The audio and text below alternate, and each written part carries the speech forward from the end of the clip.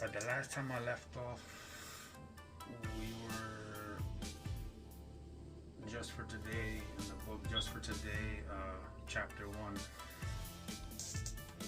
We're gonna start off where we left off last time. So here we go. I'm gonna stop it and talk about it a little bit. Stop, talk about it. All right. So here we go. Fact.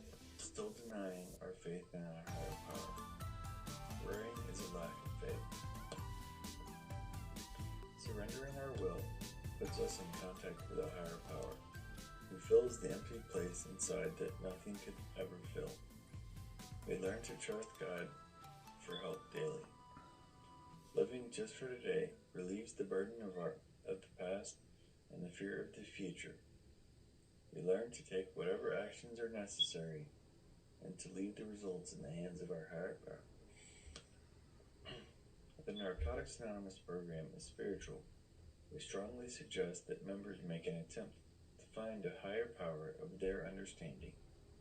Some of us have had profound spiritual experiences, dramatic and inspirational in nature.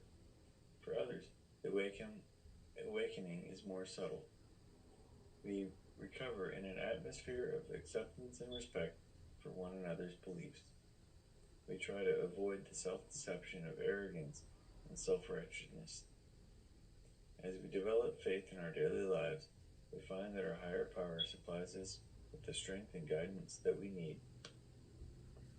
Each of us is free to work out our own concept of a higher power. Many of us were suspicious and skeptical because of disappointments that we have had with religion.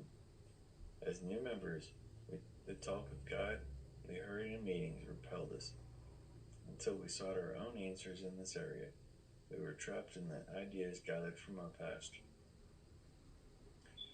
Agnostics and atheists sometimes start by talking to whatever's there. There is a spirit or an energy that can be felt in the meetings. This is sometimes the newcomer's first concept of a higher power. Ideas from the past are often incomplete and unsatisfactory. Everything we know is subject to revision, especially what we know about the truth. We reevaluate our old ideas so we can become acquainted with the new ideas that lead to a new way of life. We recognize that we are human with a physical, mental, and spiritual sickness. When we accept that our addiction caused our own hell and that there is a power available to help us, we begin to make progress in solving our problems. Lack of daily maintenance can show up in many ways. Through open-minded effort, we come to rely on a daily relationship with God as we understand Him. Each day, most of us ask our higher power for help to stay clean. And each night we give thanks for the gift of recovery.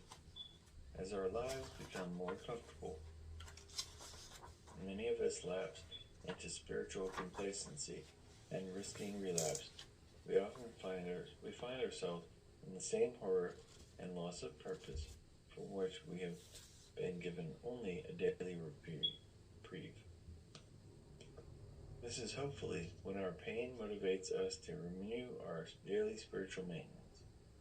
One way that we can continue a conscious contact, especially in hard times, is to list the things for which we are grateful.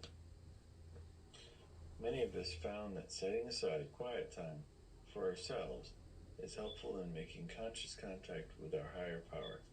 By quieting the mind, meditation can lead us to calmness and serenity. This quieting of the mind can be done in any place, time, or manner according to the individual. Our higher power is accessible to us at all times. We receive guidance when we ask for knowledge of God's will for us. Gradually, as we become more God-centered than self-centered, our despair turns to hope. Change also involves the great source of the fear, the unknown. Our higher power is the source of courage that we need to face this fear. Some things we must accept, others we can change. The wisdom to know the difference comes with growth in our spiritual program. If we maintain our spiritual condition daily, we find it easier to deal with the pain and confusion. This is the emotional stability that we so badly need. With the help of our higher power, we never have to use again. Any clean addict is a miracle. We keep this miracle alive in ongoing recovery with positive attitudes. If, after a period of time, we find ourselves in trouble with our recovery, we have probably stopped doing one or more of the things that helped us in our early stages of our recovery. 3 basic spiritual principles are honesty, open-mindedness, and willingness. And that's true. 3 basic spiritual principles are honesty, open-mindedness, and willingness.